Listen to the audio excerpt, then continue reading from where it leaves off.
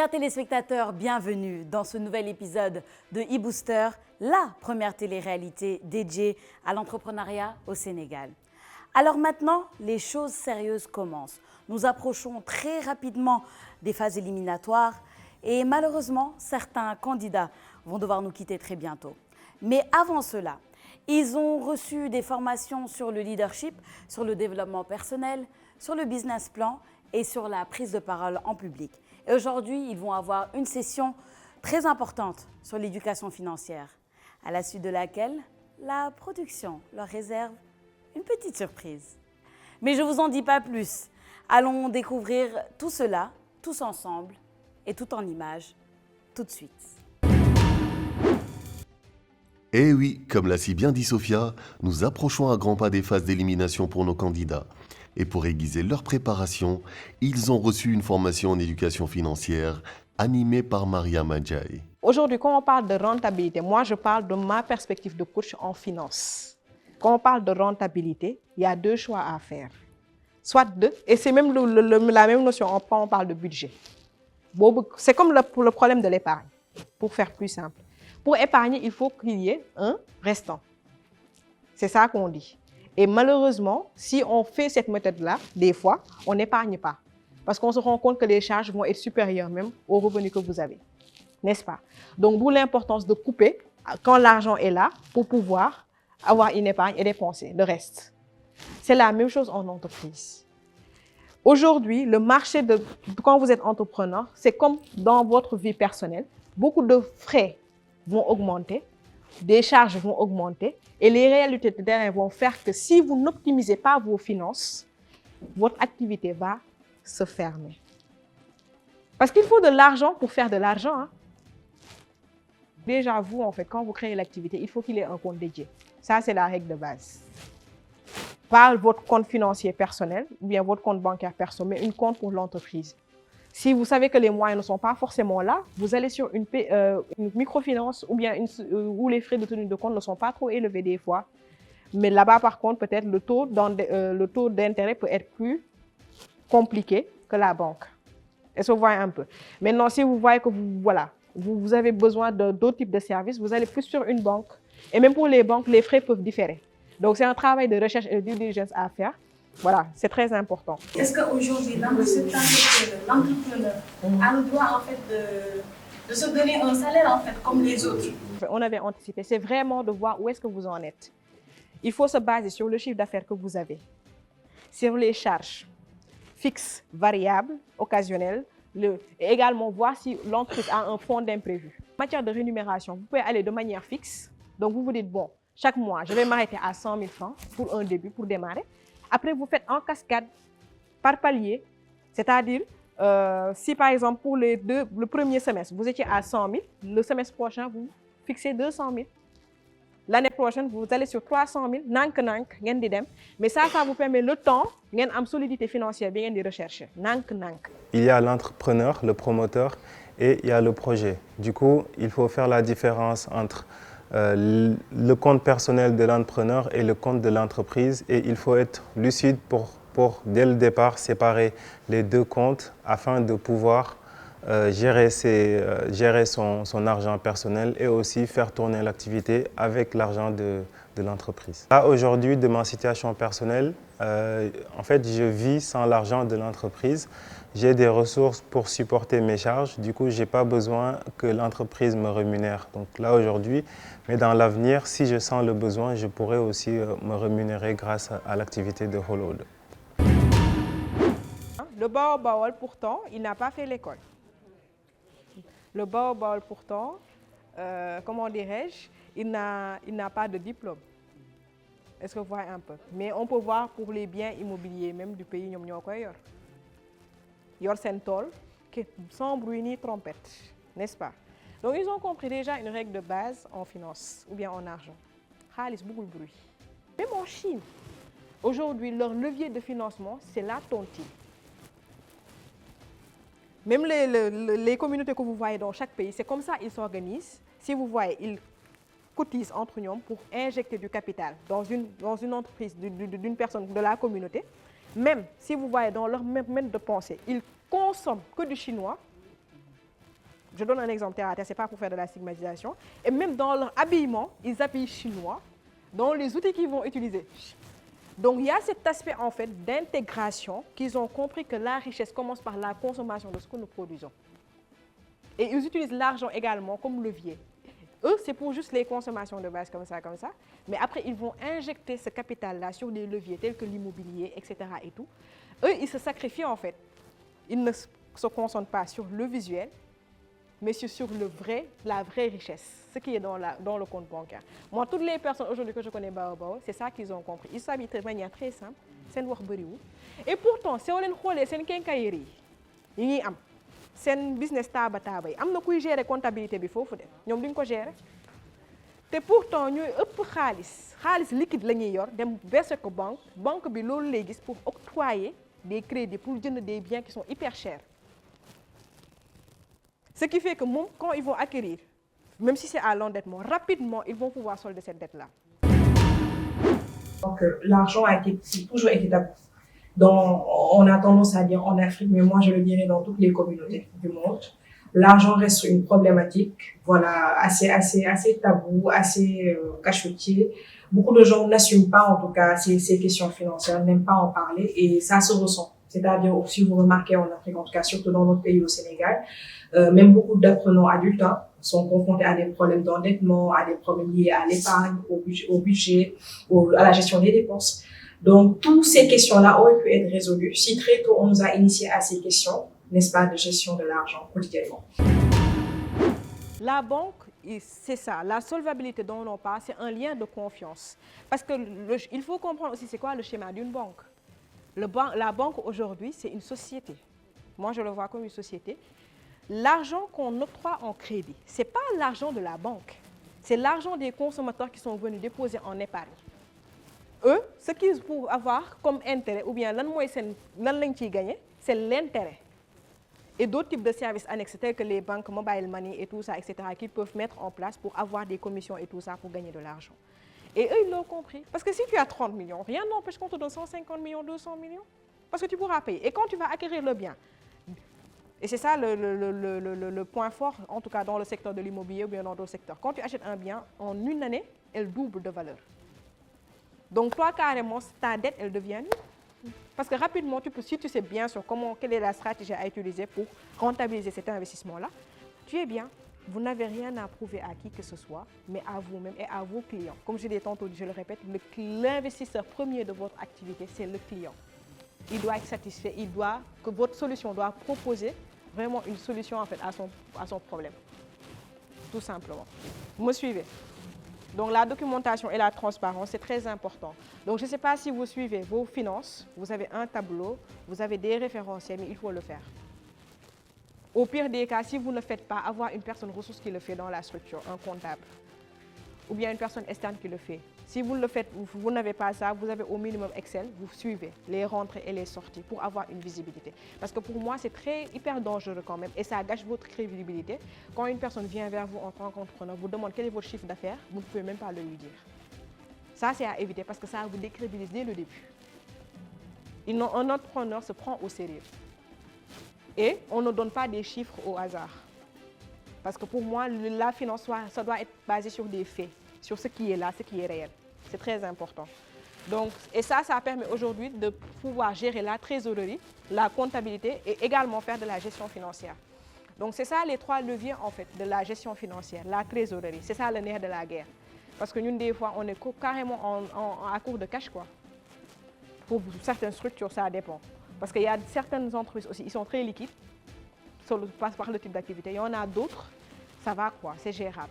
Mais la trésorerie, c'est la clé en tout cas. J'étais un tout petit peu dans les dépenses émotionnelles. À l'époque, je dépensais comme ce n'est pas possible. Et aussi, il n'y avait pas cette traçabilité. Je faisais ces pratiques-là qui étaient du point de vue rentabilité, du point de vue stratégique, n'étaient pas profitables à l'entreprise. Alors que nos candidats sont pleinement concentrés dans leur atelier, ils vont recevoir un invité très spécial. Donc, comme vous l'avez tantôt dit, M. Padirambe est là vraiment pour échanger avec vous. Vu que là, on est en train de parler de législation de prix, ça rejoint toujours la thématique des espaces de l'équivalent pour également. On en a parlé vite de guide. Donc, je laisse le temps que de exprimer quelques mots et également vous aurez l'opportunité de poser une question. Bonjour à tous. Donc, je m'appelle Pape Lontay et sachez que Portugal, c'est une sécurité qui vise à ajuster les prisons financières au Sénégal. Comme vous le savez tous, 90% de l'économie est supportée par le secteur informel. 10% des entreprises seulement sont formelles. Donc, ce qui s'explique par le fait que le secteur informel est un secteur dont l'accessibilité est très facile. On se réveille un bon jour et puis tu peux te lancer dans le commerce. Tu peux te lancer dans l'agriculture sans pour autant demander une autorisation au niveau de l'État. Le taux de bancarisation strict, donc il prend en compte que les banques au Sénégal est de 20%. 20,4%. Tous ces acteurs du secteur informel ne peuvent pas accéder aux services bancaires. Plusieurs explications peuvent être retenues. Le fait qu'ils n'ont pas l'accès à l'information, ils n'ont pas la capacité financière de pouvoir ouvrir un compte et l'alimenter, et aussi souvent certaines barrières religieuses. Je ne vais pas poser de questions sur comment avoir rentré, comment avoir un financement. Je pense qu'être sur place, sur Boloko et demander la question serait beaucoup plus facile. Donc hier, on a fait un cours sur le leadership entrepreneurial. Aujourd'hui, j'aimerais vous demander quelle est la vision de Cofina aujourd'hui? Notre vision, c'est de glisser Cofina au sommet de la finance mondiale et aussi d'accompagner tous les entrepreneurs au niveau du Sénégal pour favoriser l'accès au financement. Donc, la vision est globale.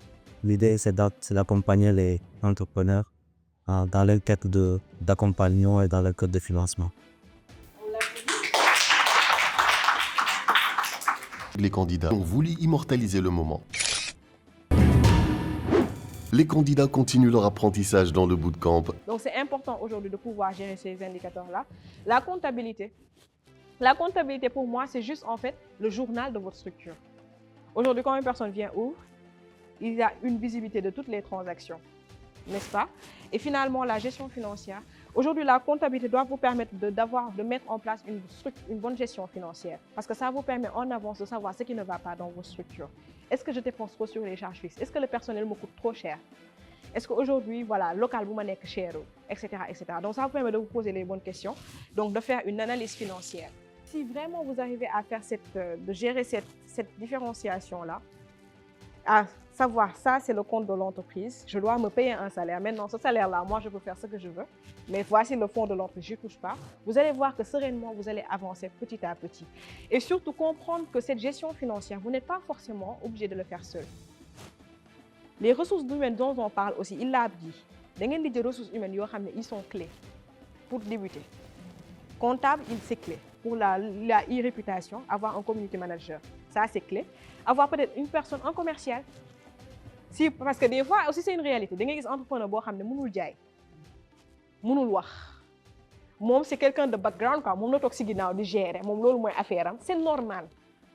Ce n'est pas tout le monde qui est habilité à vendre. Même si je le dis que l'entrepreneur, il doit être le premier vendeur de sa structure. Mais si vous avez aussi un commercial, le commercial est intéressant. C'est parce que vous pouvez aller sur un taux de base fixe. Et selon le Andi, vous lui payez un pourcentage. Et ça, c'est contractuel.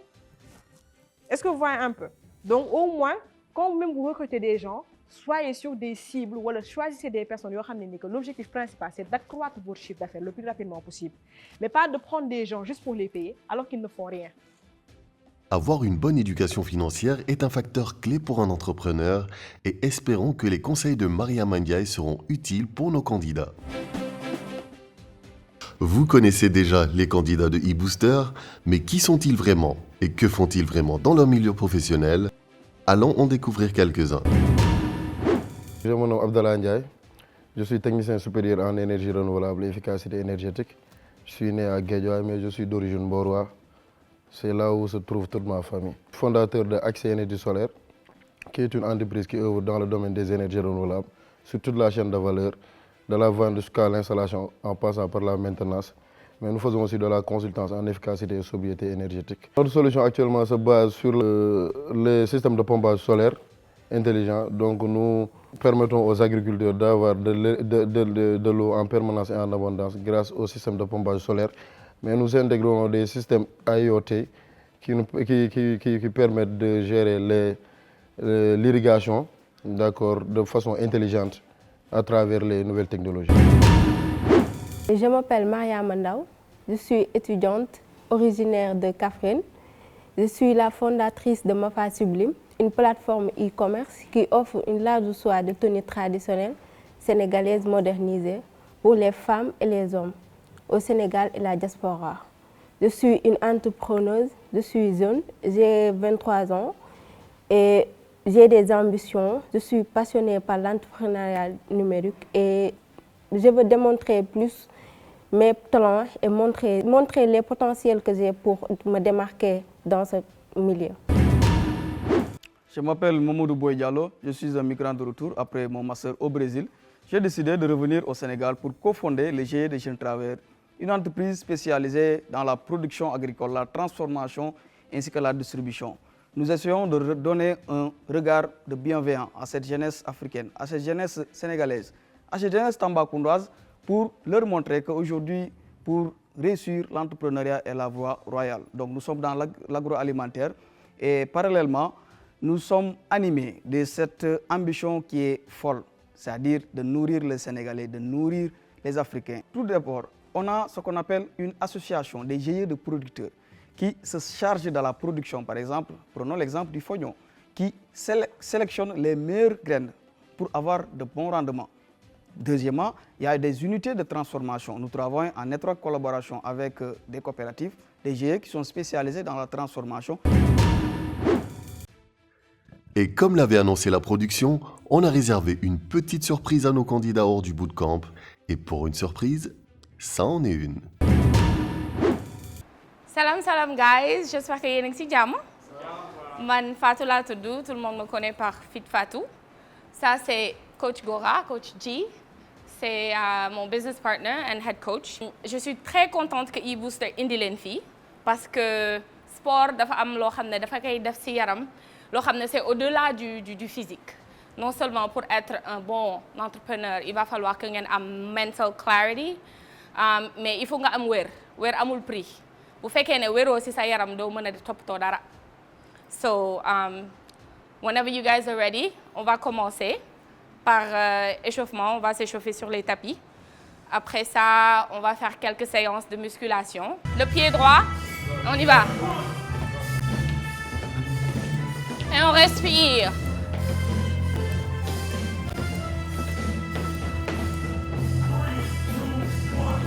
And stop. J'ai arrêté le foot il y a 1 an, en tout cas en mode compétition, et je pratique régulièrement des activités sportives, donc à hauteur de 2 heures par séance et 3 fois par semaine.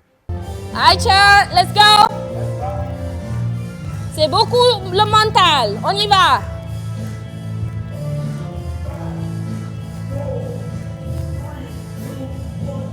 Aïcha, on saute.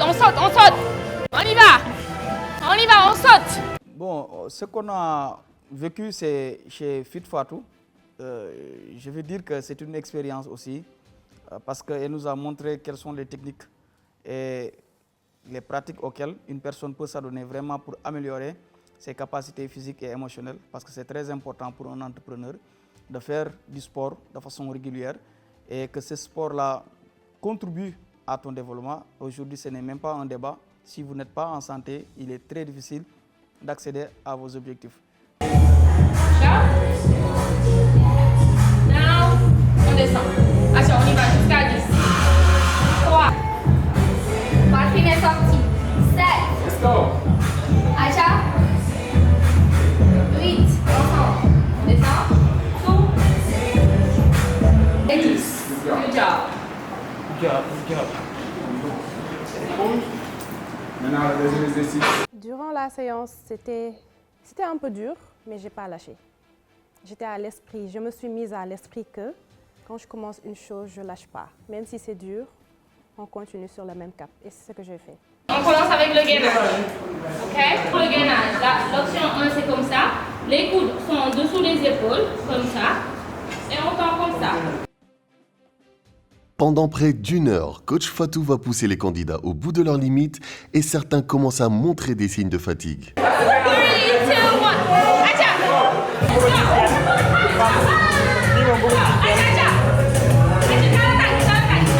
1, Donc on a fait beaucoup de séances là-bas, beaucoup de musculation pour ceux qui n'ont pas, ou bien pour ceux qui n'ont pas l'habitude de le faire. Je parle en l'occurrence de mes amis, surtout la section féminine. Parmi les femmes, il y avait Salimata, il y avait aussi Seynabou, mais par contre Diatou était beaucoup plus forte. En tout cas, Salimata, quand on quittait ici, il était vraiment forte. Hein? Et là, quand on dit en Wolof, départ gain, arrivé mousse, c'est ce que Salimata a fait. Seynabou mom, n'en parlons pas. Le supplice s'arrête finalement pour nos candidats après 2 heures d'exercice intense. Nul doute que certains vont bien dormir ce soir. On finit toujours. Okay. On finit toujours la séance par la relaxation. Comme on a bien agité le corps, maintenant on le remet aux ailes. I am happy. I am compassionate. I am compassionate. I am strong. I am strong. I am strong. I am strong. Avec de la force, I am strong. I am strong. I am rich. I am rich. I am powerful. I am powerful. I am love. I am love. C'est Mustapha. Mustapha qui demandait l'eau un moment et Abdallah, les 2 personnes les plus fragiles que j'ai jamais vues. D'abord, j'allais dire, un sportif comme moi, si les téléspectateurs qui vont regarder cette émission vont être choqués naturellement, parce que je suis un grand sportif, naturellement, depuis le bas âge. Maintenant, il s'avère qu'ils ont des comptes contre moi, mais ce n'était pas carrément la vraie version. La vraie version, c'était que j'étais le 2e le plus performant derrière Massar. Côté garçon, le plus performant, c'était Massar. Après, c'était moi. Côté fille, la plus performante était Mariama Diallo. Et la moins performante était Diatou Diédhiou. Espérons juste que nos candidats garderont cette habitude de faire du sport, car cela participe à l'équilibre de la vie d'un entrepreneur. C'est une autre journée très particulière qui s'achève ici, à la maison Absatoussi de Dakar.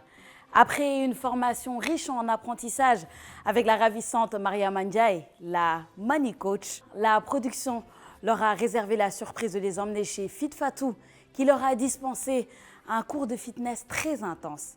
Elle en a profité pour leur rappeler l'importance du sport, surtout lorsqu'on est entrepreneur.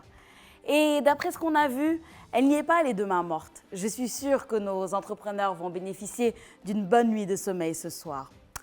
Et voilà, c'est fini pour aujourd'hui. Comme d'habitude, je vous laisse avec un aperçu de ce qui vous attend au prochain épisode.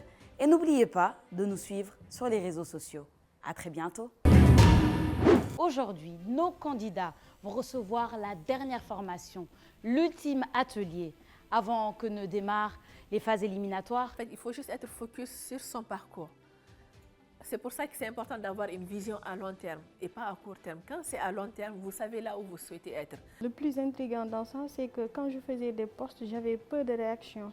Par exemple, des M, je dépassais rarement les 15 ou 17 comme ça. Aujourd'hui, il y a pas mal d'entrepreneurs qui ne mesurent pas l'importance d'avoir une bonne présence digitale parce que je me dis aujourd'hui, nous sommes dans un monde tellement connecté. Et ça, c'est ce que j'avais dit, il faut que vous identifiez clairement ce qui vous motive, ce qui vous fait vibrer.